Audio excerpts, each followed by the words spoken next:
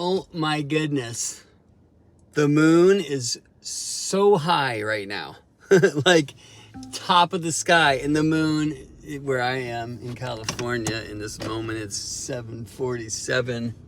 It's appropriate because the moon's like a plane blasting off. 7:47 p.m. on Monday, Moon Day, the day of the moon, January 22nd, 2024. And the moon is extremely out of bounds north. And this means that the moon is rising further north than the sun ever can, setting further north than the sun ever can. And in northern hemisphere skies, getting higher than the sun ever can. In southern hemisphere skies, the opposite is true. You see, the northern extreme of the zodiac is the Tropic of Cancer, which is the closest that the zodiac gets to me here in California, and the furthest it gets from Melbourne, Australia, Bolivia, whatever, you know, South Africa. So, the tropical zodiac is Earth's zodiac. I'm not talking about sidereal, star-based zodiac. Like, those are cool. Like, you know, do your Ophiuchus thing, man. But I'm talking about the astronomical zodiac, which is aligned to Earth's cardinal directions, like so many systems of ancient wisdom traditions. The cusps of the cardinal signs are the cardinal directions of Gaia.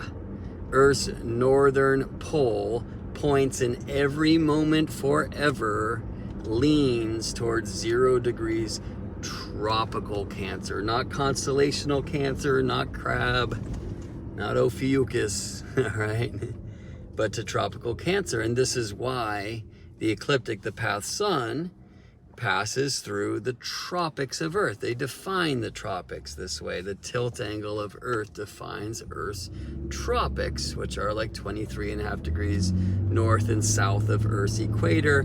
They, like the tropical zodiac, are named for the Greek tropikos, which means turnaround, because the zodiac has its southern bound at the Tropic of Capricorn, and from there the signs go north to the Tropic of Cancer. They turn around and they go back south. So the sun, during the course of the year, heads from the Tropic of Capricorn, his southern bounds, northward for 6 months until he reaches the Tropic of Cancer, where the sun stops, that's solstice, turns around, that's tropikos, and then goes south for 6 months, all right?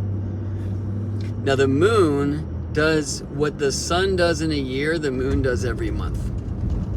Right, so every month the moon goes to her northern extreme, that's 0 tropical Cancer, and to her southern extreme, that's 0 tropical Capricorn.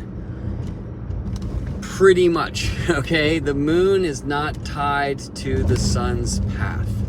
Every month, the moon snakes north and south of the path of the sun.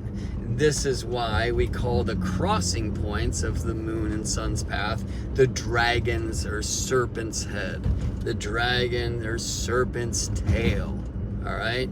Because of this snaking motion. It's why we have so many wonderful stories of dragons or serpents eating the sun or the moon at eclipse time, because eclipses happen at the nodes. Now, when the moon is far from the nodes, the lunar nodes, which are from Earth's point of view, where the paths of sun and moon intersect, when the moon is square her nodes, that means the moon is furthest from the sun's path.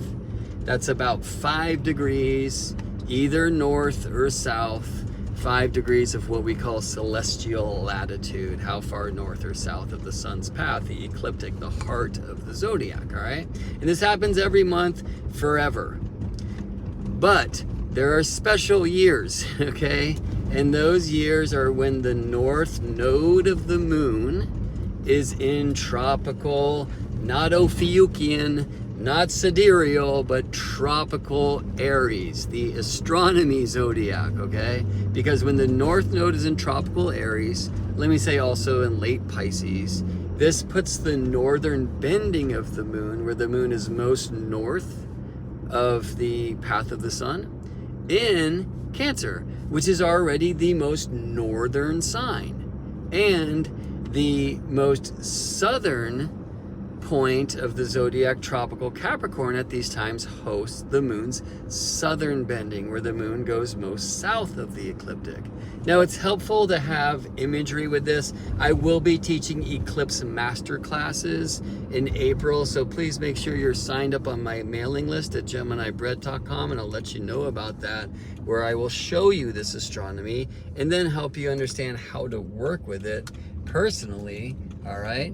Like looking at what's called the declinations and progressed declinations and so much more. But right now, what I'll say is this: drink some moonlight tonight, y'all. And let me say this, in 2024 and in 2025, since the North Node is in tropical Aries and Pisces these years, the North Node reaches 0 degrees tropical Aries. Okay, not Ophiuchian Aries, not sidereal Aries, tropical, the astronomical Aries. The North Node reaches that point in January of 2025. So surrounding that time, we are in a period known as a lunar maximum, where the moon will get highest in your sky every month, when in Gemini or Cancer for Northern Hemisphere observers like myself, or when in Sagittarius and Capricorn for Southern Hemisphere observers, okay? 2 weeks later, the moon in Sagittarius and Capricorn will be most south. That means low for me, high for folks down under, okay? And the moon at these years, and it won't happen again for another 18 and a half years, that's the nodal cycle, 18.6 years, the moon is most out of bounds. So freak out. Let your freak flag fly. Don't let them hold you down, son. Now, I will say for Gemini or for Sagittarius, which take us to the bounds, and for the moon at this time beyond, it's just kind of natural for their nature. Like Gemini's who, what, why, where, when, you know? And Cancer's like, go home. Sagittarius on the great adventure, in Capricorn is like, go back to the tribe, you have responsibilities, you see. So like when Gemini and Sagittarius are out of bounds, I think it just kind of like makes their essence even more extreme. Whereas when Cancer or Capricorn are out of bounds, like the moon right now is out of bounds in Cancer, I'd say it's very contrary to that nature, right? And we need this. We need some shakeup. We need to change the old family and, you know, governmental structures. Not all of them. Some are good. Some of those changes are like, we need to get back to the old ways and whatever that might be, right? But I'll just say, like, this is a time where, first of all, just astronomically, it's amazing. Watch how high the moon gets tonight. Watch how low the moon gets in a couple weeks. And the other thing is, where do you feel constricted, constrained, not allowed to be who you are, who you're meant to be? Break those rules, man. Breaking broken rules is the right thing to do, right? If the rules are good, let's play and innovate. If the rules of the game are no good at all, it's time to start playing a different game, y'all.